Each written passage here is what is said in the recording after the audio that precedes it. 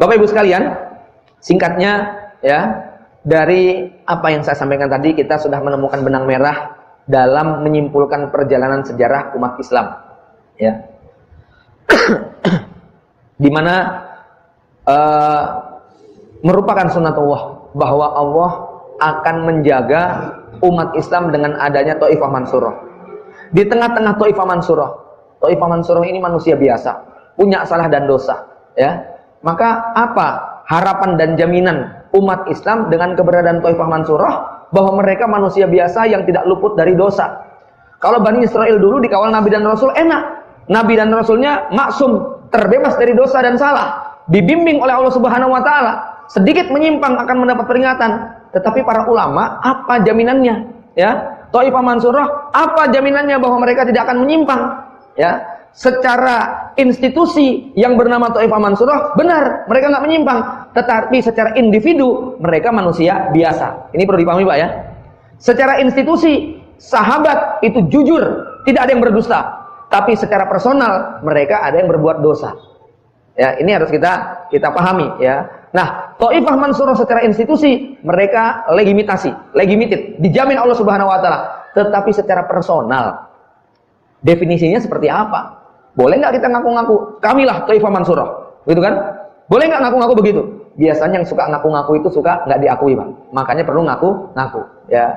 Makanya dalam hal ini Thaifah Mansurah yang disebutkan di dalam hadis Nabi dan Rasul tidak menunjuk kepada person tertentu. Beda dengan sahabat, beda dengan tabi'in, itu ada personifikasinya. Tapi Thaifah Mansurah setelah periode Khairul Qurun, sahabat tabi'in dan tabi'in, tidak ada tunjuk hidung si fulan lah Thaifah Mansurah, si fulan lah Thaifah Mansurah. Yang ada hanya ciri-ciri dan tanda-tanda, ya. Yang kita hanya bisa membuat indikasi tanpa bisa melakukan justifikasi, ya. Bapak Ibu yang dimuliakan Allah Subhanahu Wa Taala. Nah, meskipun demikian, ada kabar gembira dari Rasulullah. Memang Thaifah Mansurah tidak ada jaminan individu, tetapi Rasulullah di samping memberikan kabar gembira adanya Thaifah Mansurah, ditambah lagi ada jaminan yang lebih spesifik. Apa itu? Munculnya para mujaddid, reformis yang akan Allah hadirkan ke tengah-tengah manusia pada setiap kurun 100 tahun. Ini jaminan Allah Subhanahu Wa Taala, ya. Allah akan mengirimkan para mujaddid. Kalau Bani Israel itu dikirimkan para nabi dan rasul, kalau umat Islam dikirim para mujaddid. Kita sudah nggak punya nabi lagi, maksudnya tidak ada nabi yang bersama kita saat ini. Tetapi kita selalu dikawal pada setiap kurun 100 tahun itu para mujaddid. Siapa itu mujaddid? Mereka adalah yang memiliki kemampuan untuk mereformasi, memperbaiki ajaran-ajaran Islam yang telah rusak atau dirusak, ya. Mereka lah yang mendapatkan ilham dari Allah Subhanahu Wa Taala. Imam An-Nawawi menjelaskan siapa itu mujaddid. Boleh jadi mereka adalah ahli tafsir, boleh jadi mereka adalah ahli fikih, boleh jadi mereka adalah ahlul hadis, boleh jadi mereka adalah mujahid, boleh jadi mereka ulama, mereka penulis, atau tokoh-tokoh di tengah masyarakat yang dianggap mampu menjaga apa yang telah rusak mendominasi di tengah-tengah manusia, ya. Bapak Ibu sekalian, jadi bahkan saya kadang-kadang berapa namanya? Bukan berhayal, tapi merenung begini, Pak.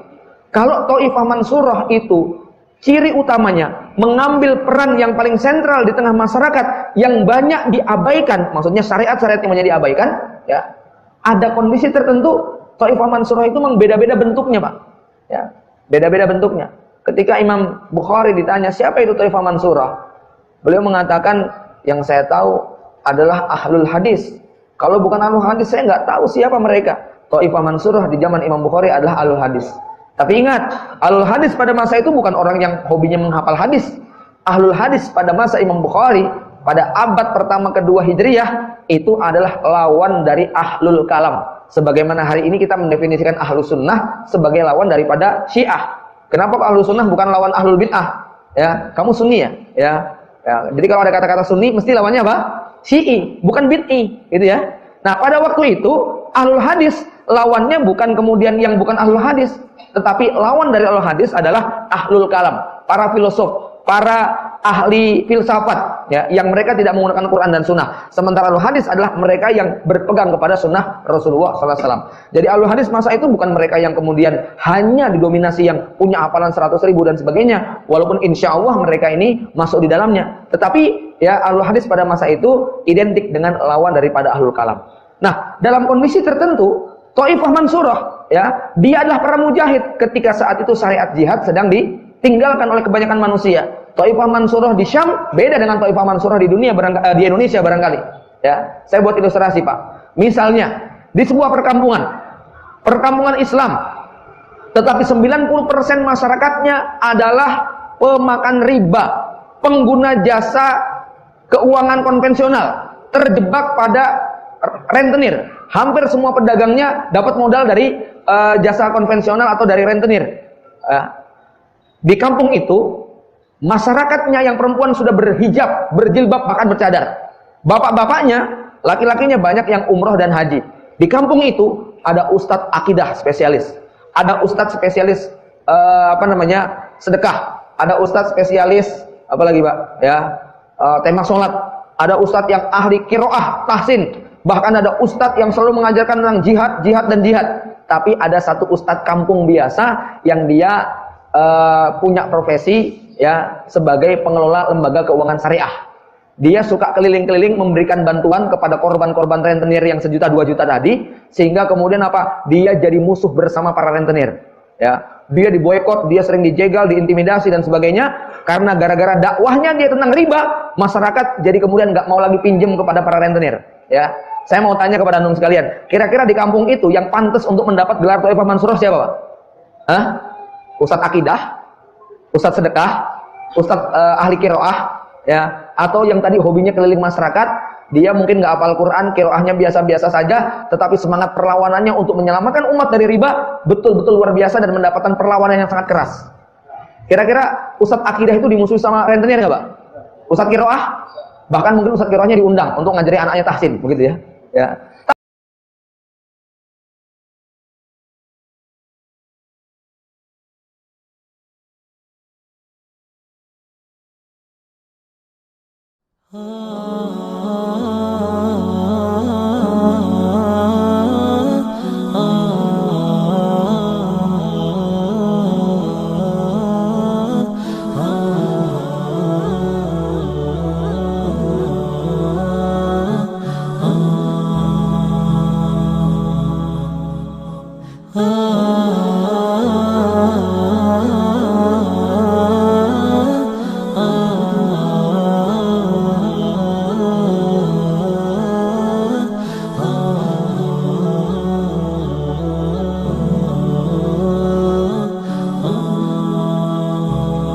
The very first message that Allah subhanahu wa ta'ala sent to the mankind through all the prophets was La ilaha illallah, which means there is no God but Allah.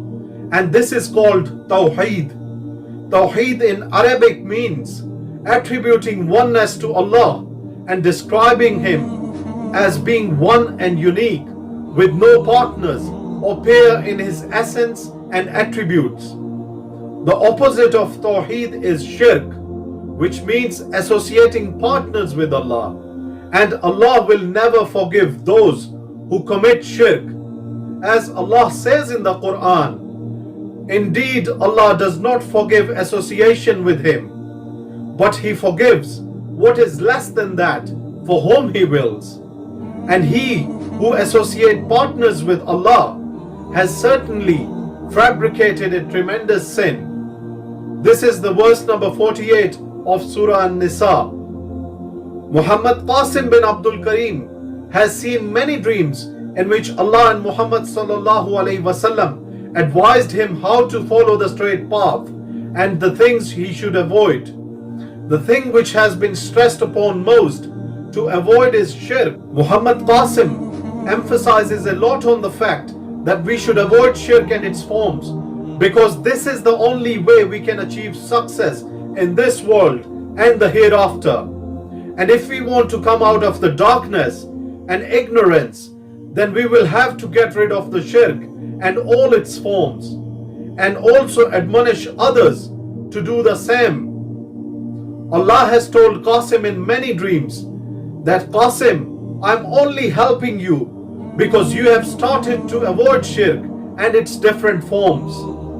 Allah has also told Qasim time and again that I will forgive any sin on the day of resurrection or judgment, but I will not forgive shirk. Now let's take a look at the examples of shirk in modern times and how to avoid it, and what has been taught to Muhammad Qasim in his dreams about these modern times examples. It is very difficult for one to identify and avoid shirk in modern times, and sadly there is abundance of shirk and its forms everywhere. Even Allah told Qasim in a dream that this world was never full of shirk like this before as it is today. One of the forms of shirk is unnecessary pictures and images. Images on the packs of food and other daily use items. For example, drinks, milk, yogurt, shampoo, and other items of use of men and women. Similarly, there is shirk in the movies, where false gods and their powers are being shown, or other evil acts such as black magic, where they show normal human beings with a lot of power, and they show them powerful and also show them as gods. We often see that the statues or mannequins are placed in the clothes shop, which is also a form of shirk.